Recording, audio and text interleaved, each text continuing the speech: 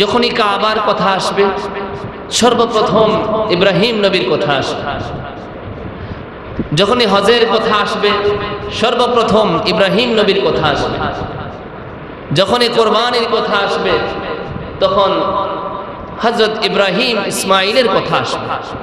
তার এই ধারাবাহিকতা আজকে আমরা ইব্রাহিম এবং ইসমাইল আলাইহিস সালাম দ্বীনের জন্য, ইসলামের জন্য, আল্লাহকে সন্তুষ্ট করার লক্ষ্যে তিনি যে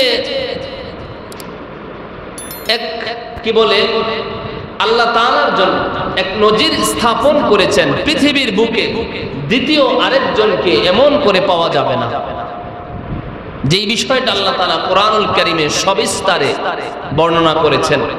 আমরা সেই বিষয়টাই এখন ধীরে ধীরে আলোচনা করব ইনশাআল্লাহ। হযরত ইব্রাহিম আলাইহিস সালাম যখন কাফেরদের বানানো অগ্নিকুণ্ডে নিক্ষেপ হওয়ার পরে দীর্ঘ ৪০ দিন সেখানে অবস্থান করার পরে আল্লাহর কুদরতে, রহমতে, বরকতে, আল্লাহর দয়ায় একেবারে নির্ভেজাল অক্ষত অবস্থায় যখন তিনি অগ্নিকুণ্ড থেকে বের হয়ে আসলেন, তখন তিনি সিদ্ধান্ত নিলেন, তিনি যখন বের হয়ে আসলেন তার জাতি হতবাক হয়ে গেলেন। যারা ইব্রাহিমের পক্ষে ছিলেন কম বেশ তারা আনন্দিত, উৎফুল্ল। যারা তার বিরুদ্ধে অবস্থান করেছিল তারা হতবাক হয়ে গেছে, ব্যর্থতায়, অপমান এবং লজ্জায় জর্জরিত হয়ে গেছে। এত আয়োজন, তাকে ধ্বংস করার জন্য এত কিছু করলাম, ইব্রাহিমের একটা ফসম পর্যন্ত কিছু হলো না। এক চাইতে বড় লজ্জা, বড় শরম আর কি হতে পারে? তারা উচিত ছিল আল্লাহর এই নিদর্শন দেখে ঈমান আনার, কিন্তু আনলেন না। ইব্রাহিম নবীও চিন্তা করলেন, যেই জাতি আমাকে এমন করে অপমান অপদস্থ করলো, বেইজ্জতি করলো, আর যাই হোক মাতৃভূমি হলেও আমি এই জাতির সাথে, এই অসভ্য জাতির সাথে আমি আর থাকবো না। সিদ্ধান্ত নিলেন, এটাই উচিত। সবার ইমানদারের শিক্ষা তো ইসলাম থেকে নিবে। যেই জাতি, যেই কওম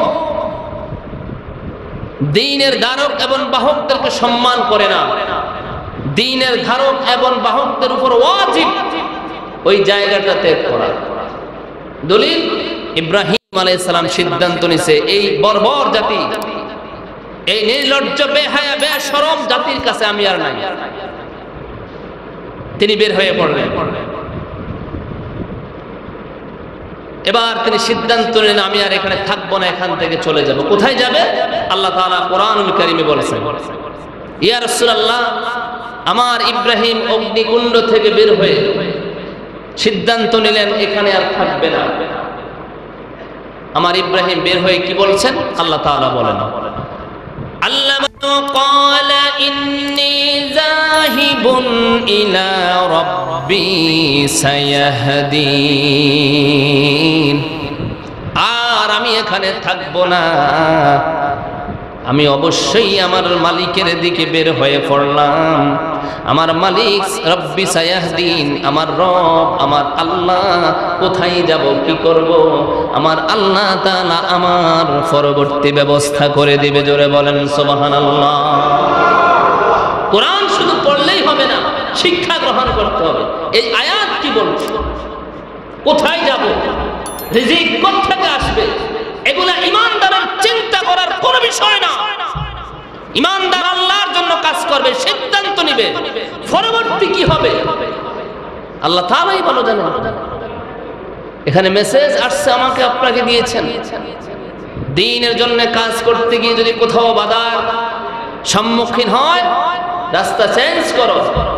পরবর্তী রাস্তা কোনটা হবে ওটার জন্য তুমি পেরেশান হইও না।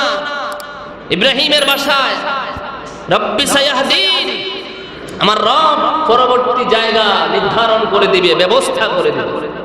আমি কোথায় যাব, কোন পথে যাব, ব্যবস্থা করে দিবে। ইমানদারের ফিউচার টাইম, পরবর্তী সময় কি হবে এগুলা ভাবা ইমানদারদের উচিত নয়। এটা কাফের এবং মুনাফিকদের কাজ। ইমানদারের কাজ হচ্ছে পরবর্তীটা আল্লাহর হাতে। সুবহানাল্লাহ। ইব্রাহিম বললেন আমি সিদ্ধান্ত নিলাম চলে যাব।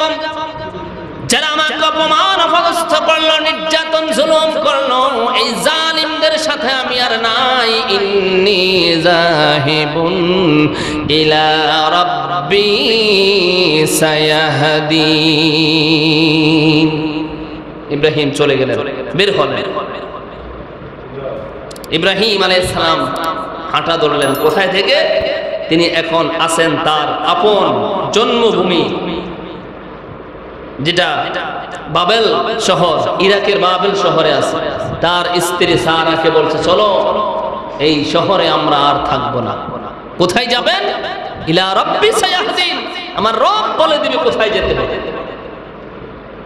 আল্লাহ তাআলা তাকে বলছে তুমি সিরিয়ার দিকে ধাবিত হও। ইব্রাহিম আলাইহিস সালাম সিরিয়ার দিকে যাচ্ছেন। যাওয়ার পথে মিশর অতিক্রম করে তাকে বাবেল শহর থেকে সিরিয়ায় যাবেন, মিশর অতিক্রম করে যাবেন। ওই সময় মিশরের বাদশার নাম ছিল সাদেফ ইবনে সাদেফ। আরেক হাদিসে নাম এসেছে সিনান ইবনে উলওয়ান। আরেকটি হাদিসে ওই সময়ে মিশরের বাদশার নাম ছিল আমর ইবনুল কায়েম। এই বাদশাহ একটু বদমাইশি করেছিল ইব্রাহিম নবীর সাথে এবং তার স্ত্রী সারার সাথে। সেটা অন্য একটা ইতিহাস, আমরা সেদিকে কথা না বলে আমরা আজকের টপিকসের মধ্যেই থাকি। ইব্রাহিম আলাইহিস সালাম মিশর অতিক্রম করে সিরিয়ায় চলে আসছেন। অনেক বয়স হয়ে গেছে ইব্রাহিমের। কিতাবের মধ্যে এসেছে ইব্রাহিম নবীর স্ত্রীর বয়স 80+। নাম তার সারা। হযরত ইব্রাহিমের বয়স কোন কোন বর্ণনায় দেখা যায় 90 বছর, কোন কোন বর্ণনায় দেখা যায় 100 বছর। ছেলে মেয়ে নাই। দ্বিতীয় বিয়ে করলেন প্রথম স্ত্রীর পরামর্শে, আল্লাহর হুকুমে। নাম তার হাজার। অনেকে বলে হাজেরা, হাজেরা কোনো নাম নাই, হাজার নামটা হচ্ছে হাজার। হাজার কি বিয়ে করলেন, যেটাকে আপনারা হাজেরা বা নামে চিনেন। বিয়ের পরে তিনি দোয়া করলেন আল্লাহর দরবারে। আল্লাহ বলেন নবী আমার ইব্রাহিম দোয়া করলেন, কি দোয়া? রব্বি হাবলি মিনাস সালিহিন। ইব্রাহিম আলাইহিস সালাম দোয়া করলেন, হে আমার রব তুমি আমাকে নেককার একটা সন্তান দান করো। প্রত্যেক দম্পতির উপর ফরজ নেককার সন্তান কামনা করা, নেককার সন্তান কামনা করা আল্লাহর কাছে। ইব্রাহিম আমাদেরকে এটাই শিখিয়েছেন। ইব্রাহিম আলাইহিস সালাম বলছেন, দোয়া করছি রব্বি হাবলি মিনাস সালিহিন, নেককার সন্তান দেন। সন্তান তো অনেক রকম হয়। সন্তান নেককার হয়, বদকার হয়। সন্তান ভদ্র হয়, নম্র হয়। সন্তান সন্ত্রাস হয়, গুন্ডা হয়, দর্শক হয়, ফাসাদ সৃষ্টিকারী হয়, ত্রাস সৃষ্টিকারী হয়, সমাজের বিশৃঙ্খলাকারী হয়। এরকম সন্তান না। রব্বি হাবলি মিনাস সালিহিন, নেককার সন্তান দেন। নেককার সন্তান হলে কি হবে? আপনার বয়স যদি 100 বছর হয়, নেককার সন্তান আপনার কথা মতো চলবে, কোনো সন্দেহ নাই। আর যদি সন্তান যদি কেডার মার্কা হয়, আপনি তাগড়া যুবক হওয়ার পরেও আপনার সন্তান আপনার দিকে অস্ত্র ধারণ করতে লেট করবে না, কারণ ওটা নেককার নয়, বদকার। তাকে ইসলাম শিক্ষা দেওয়া হয় না ছোটকাল থেকে, যার কারণে তার ভিতরে শয়তান বাসা বেঁধে রেখেছে। এখন মৃত্যু পর্যন্ত সে শয়তানি কাজ করবে। যতই কন্ট্রোল করার চেষ্টা করেন, কন্ট্রোল হবে না, কারণ কন্ট্রোল রাস্তা বাবা হিসাবে, মা হিসাবে ব্যর্থতার পরিচয় দিয়ে ছোটকাল থেকেই তার নাকে রশি লাগানো হয় না। ওটের নাকে রশি লাগানো হয়। ওটকে মরুভূমির জাহাজ বলা হয়, ওটের নাকে রশি লাগানো হয়। যত স্পিডে চলো, যখন রশি টান দেয় সাথে সাথে হার্ট ব্রেক করে থেমে যায়। রাসূল বলেছেন, শোনো, সন্তানদের নাকে ওটের মতো রশি লাগাইয়া দিও, যাতে করে তেরিবেরি করলে, টান দিলে যেন জায়গায় ব্রেক করে থেমে যায়। এজন্য ইব্রাহিম নবী রব্বি হাবলি মিনাস সালিহিন, নেককার সন্তান দান করেন। বন্ধুরা আমার ভাইয়েরা, আল্লাহ নবী ইব্রাহিম আলাইহিস সালাম আল্লাহ তাআলার কাছে দোয়া করলেন, মুনাজাত করেছেন, পরওয়ারদিগার আমাকে এমন একটা নেককার সন্তান দান করেন।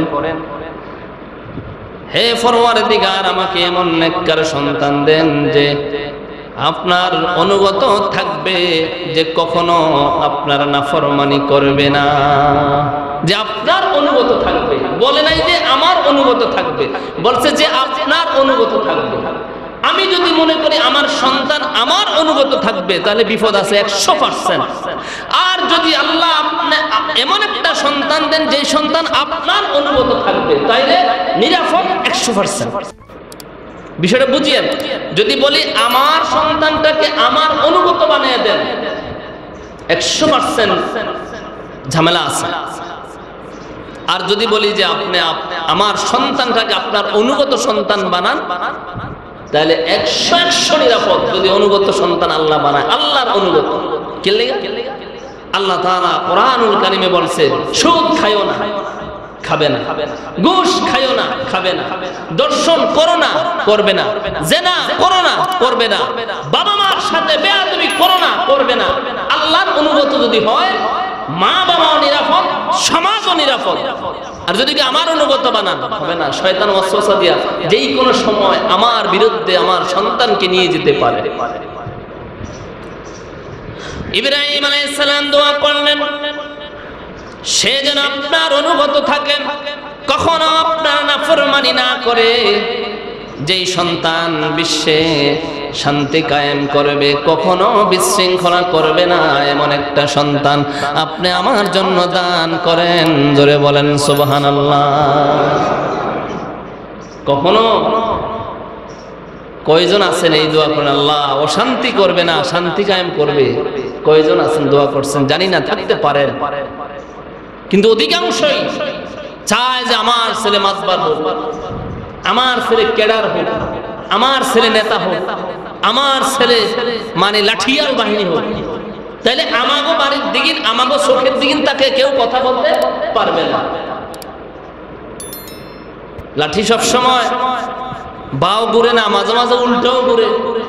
যেই লাঠি মানুষের দিকে পড়ে সব সময়, এটা আবার নিজের দিকেও চলে আসতে পারে। এজন্য উনি বলছেন, এমন সন্তান দেন যিনি অনুগত থাকবে, আপনার নাফরমানি করবে না, শান্তি কায়েম করবে, অশান্তি সৃষ্টি করবে না। রব্বি হাবলি মিনাস সালিহিন এর আয়াতের তাফসীর। আল্লাহ তাআলা বলে, ইব্রাহিম রে, যাও তুমি যখন আমার কাছে দোয়া করলে, শোনো, আমি আল্লাহ তাআলা তোমার দোয়া কবুল করলাম, সুসংবাদ দিলাম। ফাবাশশারনাহু বিগুলামিন হালিম।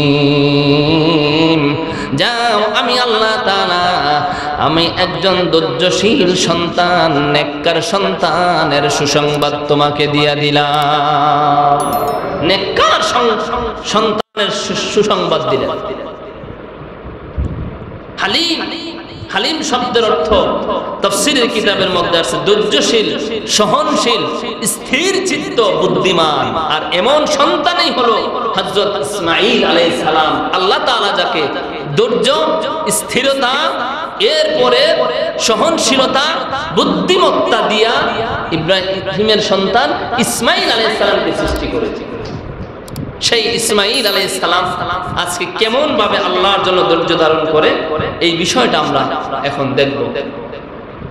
বন্ধুরা আমার ভাইয়েরা, হযরত ইসমাঈল আলাইহিস সালাম যখন জন্মগ্রহণ করলেন, তার কয়েকদিন পরেই জিবরাইল এসে বলছে, আপনার এই হাজার এবং ইসমাঈল সহ এদেরকে এই মুহূর্তে মরুভূমির প্রান্তরে নিয়ে দিয়ে আসতে হবে। সেখানে ইব্রাহিম আলাইহিস সালাম আর কোনো প্রশ্ন করে নাই, কেন, কি আসে বিষয়, কেন দিয়ে আসবে, আদেশ কাজ, বলছে আল্লাহ, ঠিক আছে আমি প্রস্তুতি নিচ্ছি। এক মশক মানে এক কলস পানি আর কিছু খেজুর নিয়ে ইব্রাহিম আলাইহিস সালাম তার সন্তানকে ঠিক ওই জায়গায়, এখন যেখানে জমজম কূপটা, এই জায়গায় নিয়ে তাদেরকে এখন যেখানে কাবা, এখন যেখানে সাফা এবং মারওয়া, এই ঠিক এর মিড পয়েন্টে নিয়ে বসায় দিয়েছেন। জমজম কূপের কাছেই ইব্রাহিম নবী ইসমাইলকে বালুকা রাশির উপর শোয়ায়া দিয়া এক মশক পানি এবং কিছু খেজুর তার স্ত্রীর হাতে ধরাইয়া দিয়া তিনি চলে গেলাম, আল্লাহ তোমাদেরকে হেফাজত করবে বলে যখন বিদায় নিয়ে যাচ্ছেন, হাজার ইসমাইলের মা বলতেছেন, এই মরুভূমির প্রান্তরে বালুকা রাশির মধ্যে কোনো দিকে কোনো গাছপালা নাই, মানুষ নাই, আপনি যে আমাদেরকে এখানে রেখে যাচ্ছেন কেন, কি জন্য? আপনি কি আপনার ব্যক্তিগত কোনো কারণে রেখে যাচ্ছেন না আল্লাহর হুকুমে? তাফসীরের কিতাবের মধ্যে এসেছেন ইব্রাহিম আলাইহিস সালাম কলিজার টুকরা সন্তান, 100 বছর পরে সন্তান, আদরের সন্তানকে বালুকা রাশির মধ্যে শোয়া দিলেন। বাবা হিসাবে, মানুষ হিসাবে স্বাভাবিক হৃদয়ে রক্তক্ষরণ হয়। স্ত্রীকে এখানে রেখে যায়, কেউ নাই, বিপদে আপদে কে দেখবে, কোনো নিশ্চয়তা নাই, মুখ দিয়ে কথা বলতে পারে নাই, কলিজাটা ভেঙে যায়, বুকটা ভারী হয়ে আসে। শাহাদাত আঙ্গুলটা উপরের দিকে উঠায়া ইশারা করে বলছে, হাজার রে, আমার হুকুমে আমার সন্তান স্ত্রী এখানে রেখে যাই নাই, আমার আল্লাহ আমাকে আদেশ করছে এখানে রেখে যাওয়ার জন্য। জোরে বলেন সুবহানাল্লাহ। আপনারা শুনছেন, সারা যখন হাজারের সন্তান হয়েছে তখন হিংসার কারণে ঘর থেকে বাহির করে দিয়েছে, এরকম কিছু বক্তব্য আপনারা শুনছেন। এই বক্তব্যের সাথে ইসলামের কোনো সম্পর্ক নাই। আল্লাহ একটা নিদর্শন দিবেন ইসমাইলের দ্বারা, এজন্য ইসমাইলকে এখানে ছোটকাল থেকে ধৈর্য, সহনশীলতা, বুদ্ধিমত্তা, স্থিরতা শিখানোর জন্য আল্লাহর হুকুমে নবাগত সন্তান, নবজাত সন্তানকে এখানে রেখে গেলেন। যখন বলছে আল্লাহর হুকুমে, হযরতে হাজার কণ্ঠ উঁচু করে বলছেন, স্বামী হে আমার শুনেন, আমার আর কোনো চিন্তা নাই, আমার রব যখন বলছে এখানে রেখে যাওয়ার জন্য, আমার কলিজায় দৃঢ় বিশ্বাস আমার আল্লাহ তাআলা আমাকে, আমার ইসমাইলকে হেফাজত করবে। জোরে বলেন সুবহানাল্লাহ। শুধু ইব্রাহিম নবীর যে দৃঢ়তা ছিল তা নয়, তার স্ত্রীরাও ছিল ঈমানের উপর অটুট, অবিচল। এটাই স্বাভাবিক। পরশ পাথরের সাথে লাগলে পাথরও সোনা হয়ে যায়। ঠিক ইব্রাহিম আলাইহিস সালাম একজন পরশ পাথর, তার ছোঁয়া লেগে তার স্ত্রীরা, সন্তানগুলো পরশ পাথরে রূপান্তর হয়ে গেছে। দীর্ঘদিন এখানে থাকে, অনেক ঘটনা, সময় যেহেতু কম, ইসমাইল আলাইহিস সালামকে নিয়ে হাজার এখানে থাকেন। একটা সময় এখানে জনপদ হয়ে গেছে, 9 বছর বয়স। মাঝে মাঝে ইব্রাহিম তার সন্তান ইসমাইলকে দেখে যান। 9 বছর বয়স যখন হয়ে গেছে, আজকে ইব্রাহিম নবীকে আল্লাহ তাআলা আদেশ করলেন। তাফসীরে মাজহারিতে এসেছে, জিলহজ মাসের 8 তারিখ রাতে সর্বপ্রথম তিনি স্বপ্ন দেখেন যে আল্লাহ তাআলা তাকে আদেশ করেছেন, শোনো, তোমার সবচেয়ে প্রিয় জিনিস যেটা, সেটা আল্লাহর রাস্তায় কোরবানি করো। কিতাবের মধ্যে আছে হযরত ইব্রাহিম আলাইহিস সালাম প্রথম দিন 100 ওট আল্লাহর রাস্তায় কোরবানি করলেন। ইলহাম আসছে, না হবে না। তিনি পরের দিন আবার দুম্বা জবাই করলেন, হবে না। তোমার প্রিয় জিনিস যেটা সবচেয়ে বেশি প্রিয় দুনিয়ায়, ওটা আমার রাস্তায় দিয়ে দাও। এই কথা শোনার পরে হযরত ইব্রাহিম আলাইহিস সালাম চিন্তা করলেন যে আল্লাহ তাআলা আমাকে যে আদেশ করেছেন, সেই আদেশ এটাই ইন্ডিকেট করে 100 বছরের ভিতরে দুনিয়াতে আল্লাহর পরে সবচাইতে প্রিয় জিনিস আমার কাছে আমার সন্তান ইসমাইল। অবশ্যই তিনি আমার সন্তান ইসমাইলকে আল্লাহর রাস্তায়, তার রাস্তায় কোরবানির আদেশ করেছেন। তিনি সিরিয়া থেকে বের হয়ে গেলেন, আসলেন কাবায়। মক্কার প্রান্তরে আসার পরে হযরত হাজরার কাছে বললেন যে আমরা হযরত হাজরাকে, তিনি এইভাবে তাফসীরে বগবীতে আসছে, হাজরার কাছে তিনি এটা উপস্থাপন করেন না দুর্বল নারীরা একটু দুর্বল মানুষ, এদের মন নরম, দিল নরম, স্বাভাবিক একটু কিছু হইলে হাউমাউ চিৎকার চেঁচামেচি শুরু করে। হযরত ইব্রাহিম তার সন্তান ইসমাইলকে হাজেরার কাছ থেকে বুঝিয়ে শুনিয়ে নিয়ে যাচ্ছেন মিনা বাজারের দিকে, যেখানে কোরবানি করা হয়। এদিকে যাবেন, যাওয়ার আগে আল্লাহ তাআলা বলেন আমার ইব্রাহিম তার সন্তানকে প্রস্তুতি নিলেন, প্রস্তুত করালেন। কিভাবে প্রস্তুত করালেন আল্লাহ তাআলা বলেন? আল্লাহ তাআলা বলেন নবী হে আমার, আমি যখন আমার ইব্রাহিমকে তার পুত্র সন্তানকে কুরবানি করার জন্য সিদ্ধান্ত দিলাম, আদেশ করলাম, ওহী পাঠালাম, তখন ইব্রাহিম আর একটুখানি চিন্তা করলেন না, সাথে সাথে তার সন্তানের কাছে গেলেন, সিরিয়া থেকে মক্কায় চলে গেলেন, তাকে জানালেন। কিভাবে, কোন ভাষায় জানালেন? আল্লাহ তাআলা বলেন ফালাম্মা বালাগা মা'হুস সা'য়া ক্বালা ইয়া বুনাইয়া ইন্নী আরা ফিল মানাম। ফালাম্মা বালাগা মা'হুস সা'য়া, আমার ইব্রাহিমের সাথে যখন তার আদরের সন্তান ইসমাইল হাঁটা চলা করে, বাজারে যেতে পারে, একটু সহযোগিতা করতে পারে, একটু দৌড়াদৌড়ি খেলাধুলা শিখছে, এমন সময় ক্বালা ইয়া বুনাইয়া, এমন সময় সে তার সন্তানকে ডাকছে, ইয়া বুনাইয়া, কলিজার টুকরা সন্তান, ইন্নী আরা, নিশ্চয়ই আমি দেখেছি, স্বপ্ন যোগে দেখেছি, ইন্নী আরা ফিল মানামি, স্বপ্নে দেখেছি, আন্নী আযবাহু, আমি আল্লাহ তাআলার জন্য তোমাকে কুরবানি করি। ফানজুর মাজা তারা, বাবারে এই স্বপ্নের বিষয়ে, এই কুরবানির বিষয়ে তোমার মতামত কি? এই যে আমি স্বপ্নে দেখলাম তোমাকে কুরবানি করি, মতামত কি তোমার? তাফসীরের কিতাবের মধ্যে আস-সা'য়ু শব্দের অর্থ চেষ্টা করা। আল্লামা কলবি বলেছেন সা'য়ু শব্দের অর্থ হলো আল্লাহ তাআলার সন্তুষ্টির জন্য কাজ করা। আর তাফসীর কারক কাতাদা বলেছেন সা'য়ু শব্দের অর্থ হচ্ছে হযরত ইসমাঈল আলাইহিস সালাম তার পিতার সাথে দৌড়ে পাহাড়ের উপর পর্যন্ত পৌঁছতে পারে যখন, তখন আল্লাহ তাআলা এই আদেশ করেছেন যে আমি স্বপ্ন দেখি তোমাকে আল্লাহর জন্য কুরবানি করি। ফানজুর মাজা তারা, এই বিষয়ে তুমি কি বলবা? এই বিষয়ে তুমি কি করবা? বলো তোমার মতামত কি? বন্ধুরা আমার, ভাইয়েরা, হযরত ইসমাঈল আলাইহিস সালামের কাছে যখন প্রস্তাবটা পেশ করলেন, আল্লাহ তাআলা বলেন আমার ইসমাঈল আলাইহিস সালাম একটুখানি পর্যন্ত তিনি কোনো সময় নেন নাই, আমার ইসমাঈল একটুখানি বিরত নেন নাই। কেননা কোরআনুল কারীমের শব্দগুলোতে এমন কিছু ছন্দ আছে, এমন কোন মানে সিগন্যাল আছে যে একটা শব্দ বলার পরে এখানে কোন বক্তা থামছে কিনা পরবর্তী শব্দটা দেখলে এটা বোঝা যায়।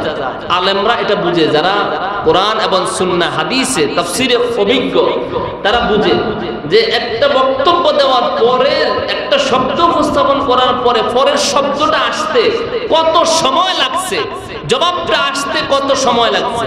বলছে ফানজুর মাজা তারা, এরপরে বলছে ক্বালা ইয়া কি, এরপরে বলছে ক্বালা ইয়া আবাতিফ আল মা তুমার, যখন বলছে তোমার মতামত কি, তখন সে বলল যখন আর তখন, এর মাঝখান দিয়ে আর কোনো গ্যাপ ছিল না, অবকাশ ছিল না। জিজ্ঞেস করছে মতামত কি, সে বলছে ইয়া আবাতিফ আল মা তুমার, হে আমার পিতা ইব্রাহিম আলাইহিস সালাম, আপনার রব আপনাকে যে আদেশ করেছে স্বপ্ন যোগে, আপনি ওই কাজটা এখন এই মুহূর্তে বাস্তবায়ন করেন। জোরে বলেন সুবহানাল্লাহ। এখন এই মুহূর্তে ইয়া আবাতিফ আল, ইফআল বলা হয় কাউকে আদেশ সূচক। ইফআল আমরা হাজার মারুফ থেকে যখন সিগাগুলো আসে, শব্দগুলো আসে, আদেশ সূচক হয়। বলছে এখন এই মুহূর্তে করেন। আদেশ যখন করা হয় বিলম্ব নাই। কমান্ডিং অফিসার যারা, তারা যখন আদেশ করে, সাধারণ সৈনিকরা, এখানে কখন বা কি আসবে সেগুলো নাই। আদেশ করার সাথে সাথে কি দিন কি রাত, কি আগুন, কি জঙ্গল, কি পানি, কি সমুদ্র ঝাঁপায়া পড়তে বাধ্য। কমান্ডিং অফিসার যখন বলছে করো, ঠিক। ইব্রাহিম আলাইহিস সালাম যখন বলছে তোমার মতামত কি, ইসমাঈল আলাইহিস সালাম কমান্ডিং অফিসারের মতো তার বাবাকে আদেশ করছেন, ইফআল মা তুমারুন, আপনি করেন, আপনার রব আপনাকে যা আদেশ করেছে। বন্ধুরা আমার, ভাইয়েরা, শুধু অনুমতি দেন নাই, প্রস্তাবে শুধু নিঃসংকোচে রাজি হন নাই, তিনি সাথে সাথে বলে দিয়েছেন, অবয় বানিয়ে দিলেন। তিনি বললেন, সাতাজিদুনি ইনশাআল্লাহু মিনাস সাবিরিন। জোরে জোরে বলেন সুবহানাল্লাহ। শুধু বলে নাই, অনুমতি দেয় নাই জবাইয়ের জন্য, বলছে শুনেন, যখন এই জবাই কার্য চলবে আল্লাহকে খুশি করার জন্য, সাতাজিদুনি, আপনি তখন আমাকে পাবেন ইনশাআল্লাহ মিনাস সাবিরিন, ধৈর্যশীলদের মধ্যে। ইনশাআল্লাহ তখন আমি ধৈর্য ধারণ করব, স্থির থাকব, আমি একদম স্থির থাকব, অস্থিরতা অবলম্বন করব না, সহনশীল থাকব, বুদ্ধিমত্তার সাথে, বিচক্ষণতার সাথে। ইনশাআল্লাহ আপনি আমাকে সাবিরিন, ধৈর্যশীলদের কাতারে পাবেন। দোয়া করছিল, রব্বি হাবলি মিনাস সালিহিন, আমাকে নেককার সন্তান দেন। আল্লাহ কয় দিলাম, নেককার সন্তান দিলাম। এখন বলছে এই নেককার সন্তানে বলতেছে যখন আল্লাহর বিধান বাস্তবায়ন হবে, আপনি আমাকে ইনশাআল্লাহ মিনাস সাবিরিন, ধৈর্যশীলদের কাতারে পাবেন। বন্ধুরা আমার, ভাইয়েরা, বাবা ছেলের কথাবার্তার এক পর্যায়ে যখন তারা প্রস্তুতি নিলেন, ইসমাঈল আলাইহিস সালামকে হাতে এবং পায়ে যখন সেগুলা বেঁধে দিলেন, ফালাম্মা আসলামা ওয়াতাল্লাহু লিল জাবিন, বাবা এবং ছেলে যখন আল্লাহর কাছে মস্তক অবনত করে দিলেন, তাফসীরের কিতাবের মধ্যে আছে ইসমাঈল আলাইহিস সালাম বলেছে, বাবা একটু অপেক্ষা করেন। কি করবা? আমার হাতের বাতগুলা খুলে দেন, পায়ের বাতগুলা খুলে দেন। কেন রে বাবা? ইসমাঈল বলেন, বাবা আমার বিশ্বাস আপনার সাথে যা কিছু হচ্ছে সবগুলা আকাশবাণী ওহী, আপনি এখন যা কাজকর্ম করতেছেন অতীত মানে অনতিবিলম্বে অদূর ভবিষ্যতে এগুলা ইতিহাস হয়ে থাকবে। আপনার ইতিহাস পড়তে গিয়ে এক পর্যায়ে মানুষেরা দেখবে কিয়ামতের আগে দিয়া ইব্রাহিম তার সন্তানকে জবাই করতে নিছে, হাত পা বাঁধিয়া জবাই করছে। মনে হয় তার সন্তান রাজি খুশি ছিল না, জোর জবরদস্তি করিয়া তাকে জবাই করা হয়েছে। বাবা কিয়ামত পর্যন্ত অসংখ্য মানুষ আসবে, হয়তোবা তাদের চিন্তা চেতনা এমন থাকতে পারে বাবা, এজন্য আপনার কাছে অনুরোধ, হাত পায়ের বাতগুলা খুলে দেন, যাতে করে কিয়ামতের আগে কোনো মানুষ এমন প্রশ্ন না করতে পারে ইব্রাহিমের সন্তান ইসমাঈল রাজি ছিল না, জোর করে হাত পা বেঁধে আল্লাহর জন্য তাকে কোরবানি করা হয়েছে। চিন্তা করেছে, 9 বছরের সন্তান আল্লাহর জন্য উৎসর্গ করতেছে নিজের জীবন, আর উল্টা বলতেছে আমাকে খুলে দেন, আমি ইনশাআল্লাহ মিনাস সাবিরিন, ধৈর্যশীলদের কাতারে থাকব। বন্ধুরা আমার, ভাইয়েরা, আল্লামা বাববী তার তাফসীরের মধ্যে লিখেছেন, জবাই করার পূর্বে হযরত ইসমাঈল আলাইহিস সালাম তার হাত পা বেঁধে নেওয়ার জন্য প্রথম বলেছিলেন, পরে আবার খুলে ফেলার জন্য বলেছেন। এইভাবে হযরত ইসমাঈল আলাইহিস সালাম, হযরত ইব্রাহিম আলাইহিস সালাম, এরা দুইজন মিনা বাজারে কুরবানির জন্য প্রস্তুত হয়ে গেছেন।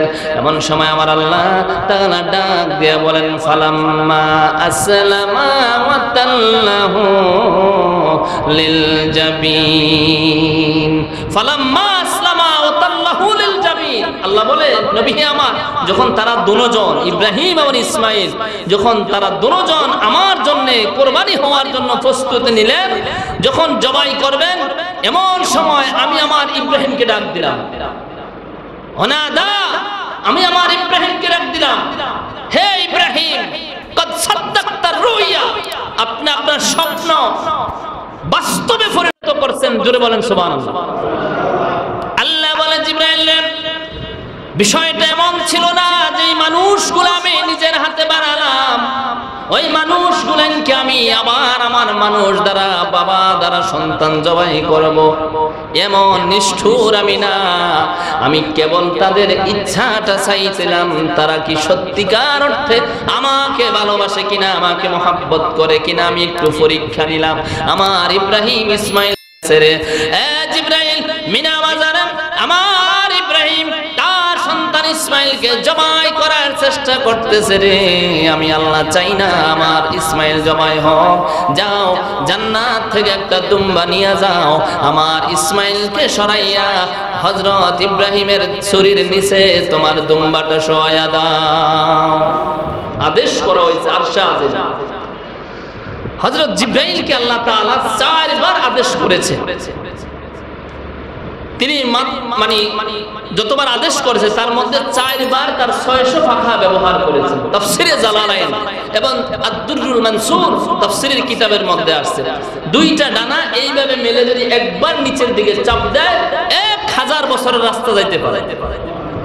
এরকম 500 ডানা তার দেহে ছিল, সব সময় 2টা ইউজ করত, শুধুমাত্র 4 বার এই 600 ডানা একসাথে ইউজ করছে। তার মধ্যে আজকে একদিন মিনা বাজারে তিনি আসবেন, 600 ডানা। বলছি ইয়া রাসূলুল্লাহ, রাসূল একদিন জিজ্ঞাসা করছেন, তখন বলছে হুজুর এত পেরেশান হলাম, আমি আমার সদর দপ্তর সিদরাতুল মুনতাহায়, আল্লাহ বলছে এখন এই মুহূর্তে কুরবানি হয়ে যাচ্ছে, আমার ইসমাইলকে জবাই করে দিচ্ছে, এর আগে জান্নাতে গিয়ে দুম্বা নিয়ে ইসমাইলকে সরাইয়া দুম্বা ছুরির নিচে ঢুকাইয়া দিবা। এত পেরেশান আমি হইছি, 600 ডানা আমি ইউজ করে মুহূর্তের মধ্যে জান্নাতে গিয়া যখন দুম্বা নিয়ে আসতেছিলাম, আমার মনে হচ্ছে ইব্রাহিম জবাই করেই দিবে, তখন আমি চিৎকার দিয়ে বললাম আল্লাহু আকবার। এইভাবে আমি বললাম আল্লাহু আকবার। এটা যখন আমি বললাম ইব্রাহিম আলাইহিস সালামের কানেও আওয়াজ গেছে, তখন তিনিও বলছেন আল্লাহু আকবার। দুইজনে বলছে। হযরত জিবরাইল বলেন আল্লাহু আকবার। ইব্রাহিম জিবরাইলের কণ্ঠে যখন শুনলেন আল্লাহু আকবার, তিনিও বললেন আল্লাহু আকবার, আল্লাহু আকবার, লা ইলাহা ইল্লাল্লাহ। হযরত ইসমাইল আলাইহিস সালাম যখন ছুরির নিচে থাকিয়া তিনি শুনতেছে আব্বা তাসবিহ পড়ে, তাকবীর দেয়, জিবরাইলও তাকবীর দেয়, এবার তিনিও বলতেছেন লা ইলাহা ইল্লাল্লাহ, আল্লাহু আকবার, আল্লাহু আকবার, ওয়ালিল্লাহিল হামদ। এই তিনজনে মিলে এই বাক্যটা বলছে আল্লাহু আকবার, আল্লাহু আকবার। জিবরাইল যখন 2 বার বলছে আল্লাহু আকবার, আল্লাহু আকবার, ইব্রাহিম আলাইহিস সালাম তাকবীর দিয়া বলছে লা ইলাহা ইল্লাল্লাহ, আল্লাহ ছাড়া কোনো মাবুদ নাই। এরপরে ইসমাইল বলছে ওয়ালিল্লাহিল হামদ, সমস্ত প্রশংসা আল্লাহর জন্য। এই তিনজনের বাক্য এখন আমাদের জন্য এটা তাসবিহ হয়ে গেছে, যেটা আমরা পড়ি। বন্ধুরা আমার, ভাইরা, এই যে তাকবীর দেওয়ার মাঝে একটু গ্যাপ হয়ে গেল, হযরত জিবরাইল বলে আমি তাড়াতাড়ি আসিয়া ছুরির নিচে দুম্বাটা শোয়া দিয়া ইসমাইল নবীকে আমার কোলের মধ্যে, বুকের মধ্যে টান দিয়া ধরে রাখলাম। ইব্রাহিম জবাই করে দিয়ে দেখে তার সন্তান আমার কোলে, আর জবাই হয়ে গেছে জান্নাতি দুম্বা। জোরে বলেন সুবহানাল্লাহ।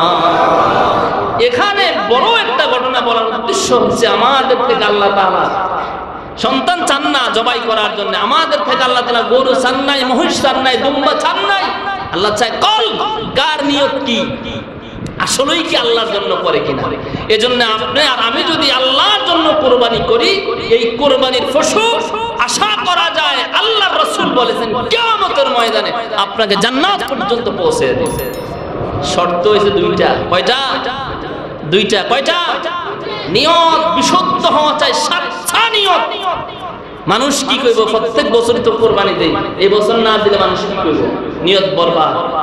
মাইয়ার বিয়ার সে এই বছর মাত্র মেহমান টেমন আইব, তা আমরা তো গরু বছর কিনে লাগে, দাদা কোরবানি একটু বাড়াইয়া দেন, নিয়ত বরবাদ।